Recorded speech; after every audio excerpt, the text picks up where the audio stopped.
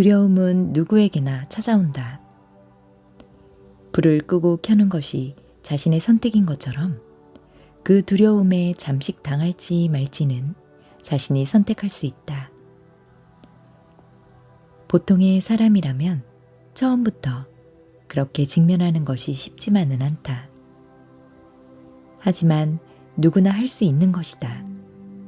용감히 맞서 싸운다는 것은.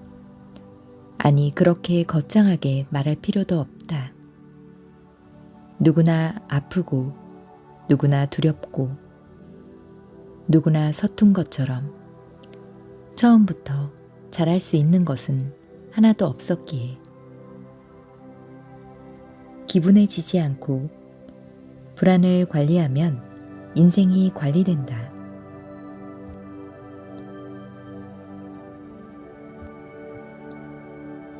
안녕하세요. 사색의 정원입니다. 현대인들은 스트레스가 높은 만큼 불안의 지수가 상당히 높습니다. 건강, 가족관계, 일, 금전 문제, 그 무엇과 관련이 되었든 무언가 일이 틀어질 것만 같은 생각이 들고 예상치 못한 문제들이 나타나면 어쩌지 하는 생각들이 머릿속에서 꼬리를 물고 쫓아다니며 자신을 괴롭게 만듭니다. 미칠 듯이 불안하고 답답한 마음에 일도 휴식도 집중이 되지 않다 보니 끊임없이 자신이 안전하다는 것을 확인이라도 해야만 한다는 듯 일에 대해 더 강박적으로 끊임없이 자신을 채근하기도 합니다. 저 역시 자신이 처한 환경에 대해 비관하고 희망이 없는 것처럼 생각할 때가 있었는데요.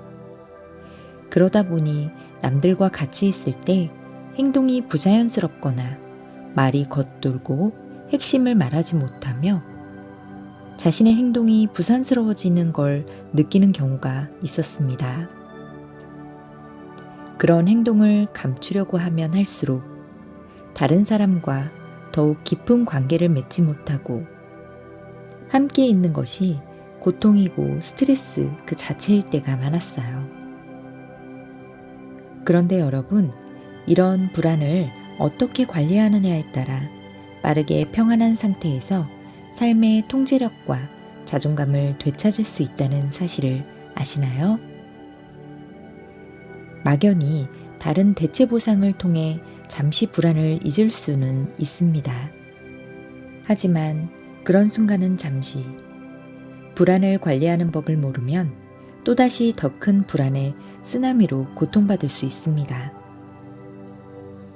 오늘은 여러분에게 불안으로 고통받는 자신을 치유하고 삶의 통제력과 자존감을 되찾는 방법이 나와 있는 책이 있어서 소개해 드리려고 합니다.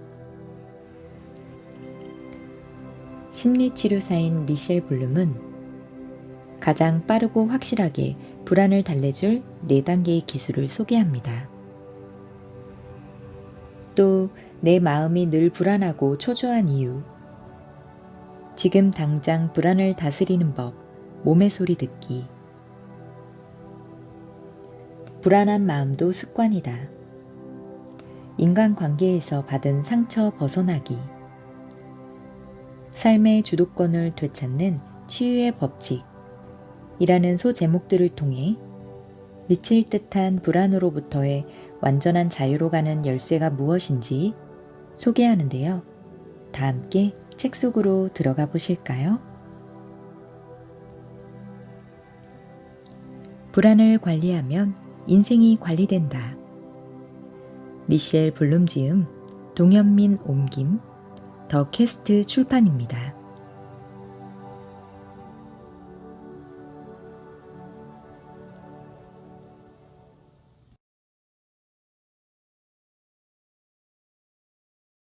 불안의 영향력은 곳곳으로 퍼져나간다. 불안은 아침마다 잠에서 깨우는 알람 시계가 되기도 하고 반대로 밤마다 머릿속을 떠다니며 잠들지 못하게 하는 상념이 되기도 한다. 세상을 새로운 시각으로 보며 자유로이 날갯짓하고자 하는 욕구를 억눌러 다양한 경험에 도전할 기회에 폭을 제한한다. 최악의 상황을 모면하는 데 온 신경을 쏟다 보면 상상하는 삶을 실현하기 위해 위험을 감수하는 일이 엄청난 공포가 된다. 원하는 것을 이루려고 할 때에도, 꿈을 쫓아 나아갈 때에도, 심지어 사랑을 시작할 때마저도 한 발 물러서게 된다. 인간관계 또한 불안의 영향을 받는다.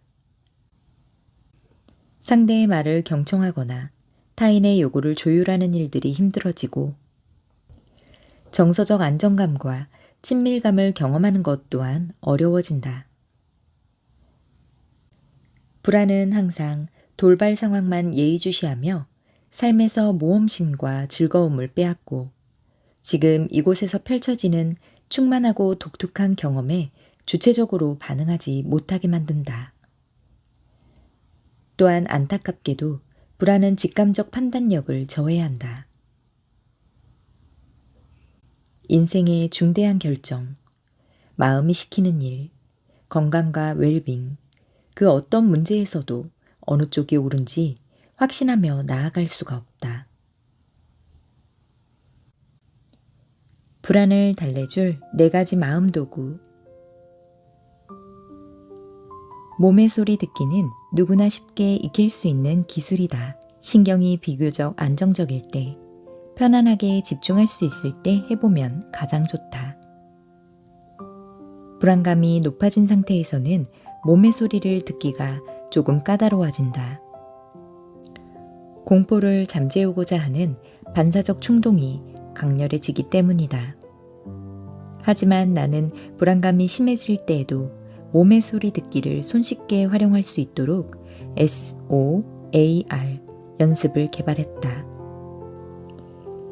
그것은 감각하기, 관찰하기, 표현하기, 돌아보기의 줄임말이다. 몸의 느낌을 감각하고 그 감각을 관찰한 다음 관찰한 것을 표현하고 표현한 것을 돌아본다. 이 모든 과정을 거치면 좌뇌와 우뇌의 기능을 통합시켜 신경계를 조절하고 몸의 소리 듣기 기술을 연마할 수 있다. 그 연습의 효과는 다양하다. 그중 하나를 예로 들면 부교감 신경계를 공략해 신속하게 몸의 평정을 되찾는 데 도움을 준다. 그리고 몸의 암묵적 기억에 접근하여 몸 밖의 감각, 알아차림과 만나는 순간 우리는 풀지 못한 공포를 좀 더 논리정연하고 합리적으로 이해할 수 있다. 우뇌가 감각하기와 관찰하기를 통해 직감적인 능력을 발휘하여 의미 있는 느낌을 알아차리고 여기에 좌뇌가 표현하기와 돌아보기를 통해 논리력을 발휘한다. 이런 과정을 거쳐 뇌의 양방구의 신경통합을 촉진한다. 불안, 공포, 걱정을 덜어내기 위해 몸적인 동시에 인지적인 해결 방안을 마련하게 된다. 지금부터 SOAR 연습의 각 과정을 차례대로 살펴보고 몸의 소리에 귀를 기울이는 능력을 키우기 위해 어떻게 활용해야 하는지 알아보자. 감각하기, 내 몸과 가까워지는 시간. 감각하기란 몸적 자아의 주의력을 집중하고 몸 안에서 느껴지는 감각을 알아차리는 일이다. 잠시 멈추고 감각하기. 집중할 수 있는 조용한 장소를 찾는다. 신발을 벗고 바닥에 발바닥을 붙이고 앉는다. 몸과 마음이 진정되면 눈을 감고 호흡에 집중한다. 숨을 코로 들이쉬고 입으로 내쉬면서 3번 깊게 호흡한다.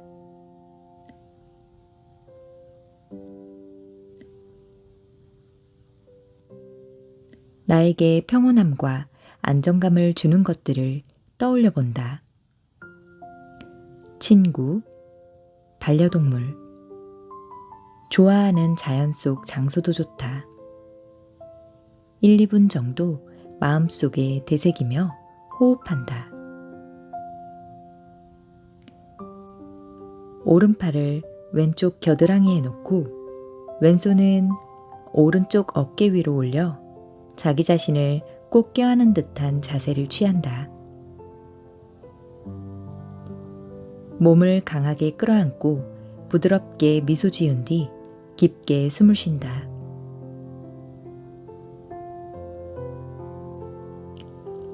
잠시 뒤 팔에 힘을 풀어 양팔의 몸 옆에 늘어뜨린다. 잠시 멈추고 어떤 감각이 느껴지는지 의식한다.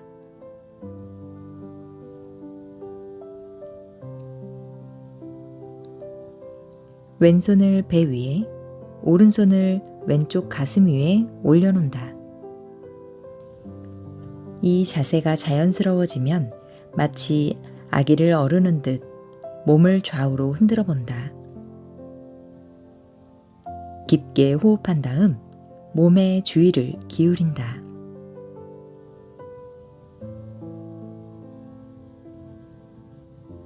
어떤 감각이 느껴지는가? 몸 안에 있는 에너지가 어떻게 움직이고 있는가?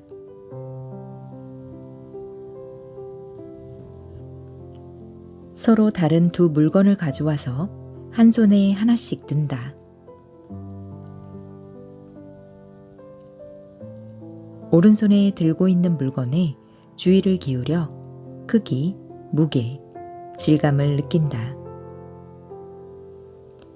이번에는 왼손에 있는 물건에 집중하며 크기, 무게, 질감을 느낀다. 이제 두 사물을 비교한다. 두 사물 사이에 차이점이 얼마나 느껴지는가?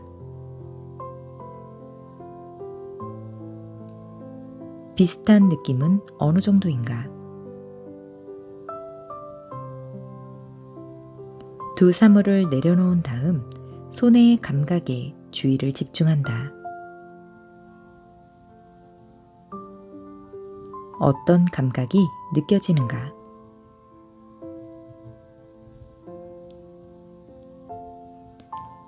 그 다음은 평가하지 않고 있는 그대로 관찰하기이다.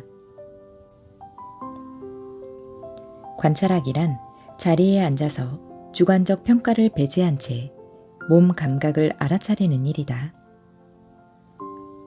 몸 안에서 벌어지는 일들을 외면하지 않고 인지하며 받아들이는 행위이다. 몸에서 일어나는 활발한 변화들을 관찰함으로써 지금 이곳에 확실하게 발을 딛고 서서 의미 있는 느낌을 경험할 수 있다. 불쾌하거나 해롭거나 불필요하다는 이유로 감각을 무시하거나 회피하는 사람이 정말 많다. 또는 그 감각이 생긴 이유를 스스로에게 납득시키려고 애쓰기도 한다. 예를 들어 의미 있는 느낌을 경험하다가 목이 뻐근하다는 사실을 인식한 다음 잠을 잘못 자서 생긴 통증이라고 결론 내리는 경우가 있다. 짐작이 맞을 수도 있지만 아닐 가능성도 있다. 관찰하기의 목적은 목에 통증이 왜 생겼는지 밝히는 것이 아니라 목 통증이라는 감각이 있다는 사실을 단순하게 의식하는 것이다. 그 통증이 어디에서 비롯했는지 생각하면 지금 이 순간에서 벗어나게 되고 통증의 진정한 의미를 통찰할 기회마저 놓치고 만다.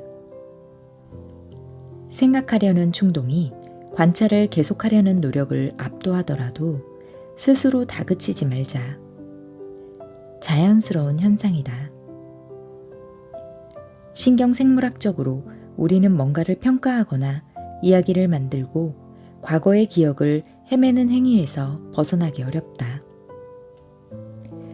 이런 충동을 경험할 때에는 나라는 존재는 완벽하지 않고 완벽할 필요도 없다는 사실을 애정어린 마음으로 되새겨보자. 앞서 살펴봤던 잠시 멈추고 감각하기 훈련으로 돌아가 보자. 감각하기를 시도하고 몸과 연결하는 동안 어떤 감각을 알아차렸는지 살펴보자. 그리고 있는 그대로 관찰해보자. 감각을 관찰하다 보면 어떤 모양 잡힌 이미지가 떠오를지도 모른다.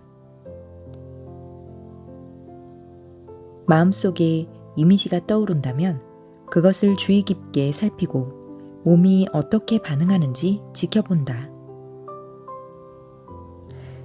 혹시라도 감각에 반응하다 보면 갑자기 절망적인 기분에 휩싸여 훈련을 중단하거나 억지로라도 몸을 움직이고 싶어질 수도 있다.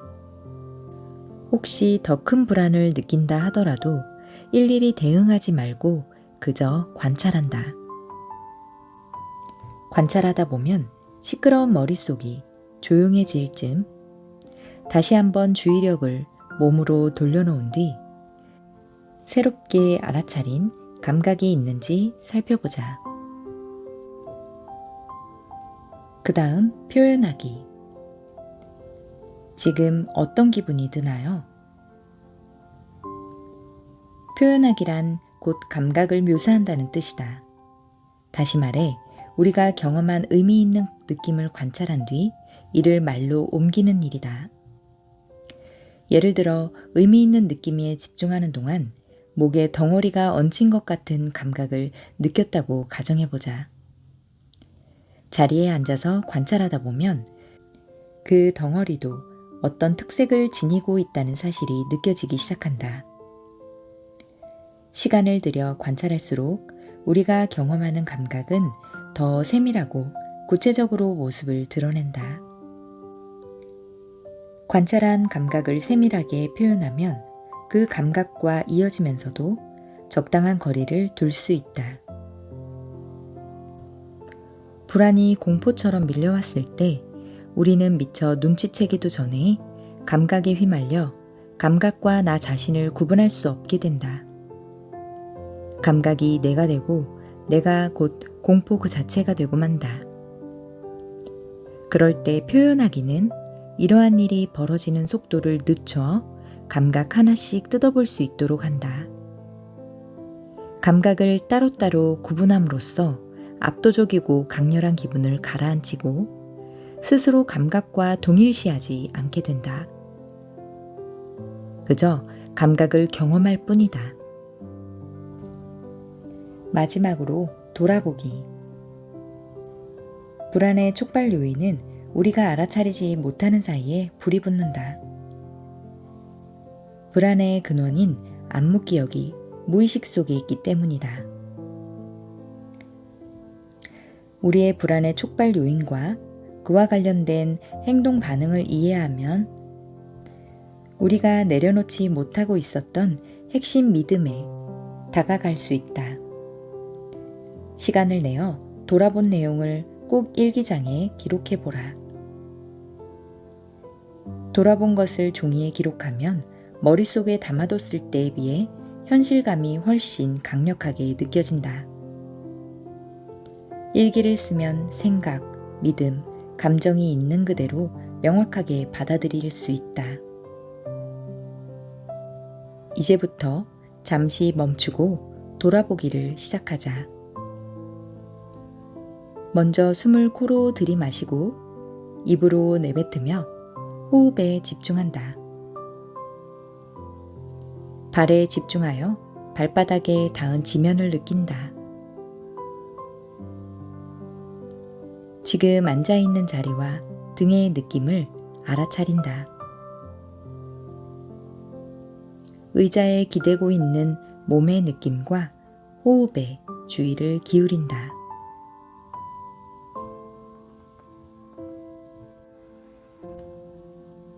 잘 들어보셨나요? 알 수 없는 불안과 관계의 어려움들을 겪고 있는 이유는 어렸을 때부터 또는 현재 겪고 있는 불합리하거나 자신이 해결하지 못할 거라 생각되는 상황이 있을 때 과거에 자신이 그랬던 것처럼 직면하지 못할 거란 잘못된 신념에서 비롯된 것일 수 있습니다. 하지만 오늘 소개해드렸던 자신의 상태를 가감없이 감각으로 느끼고 그것을 관찰하고 느낀 기분을 자신의 언어로 표현하며 자신의 상태를 돌아본다면 평안을 금세 되찾을 수 있을 겁니다. 오늘의 영상은 지금의 순간을 알아차릴 용기와 직면의 순간을 드리는 영상이었을 거라 생각됩니다. 자신의 상태를 알아차리고 있는 그대로 표현할 줄 아는 것부터가 인생을 성공적으로 살아가는 열쇠이기 때문입니다. 더 자세한 연습이 필요하신 분들은 책을 직접 읽어보신다면 더 많은 정보를 얻어가실 것이라 생각됩니다. 오늘도 끝까지 함께 해주셔서 감사합니다. 다음에 또 사색의 정원에서 만나요.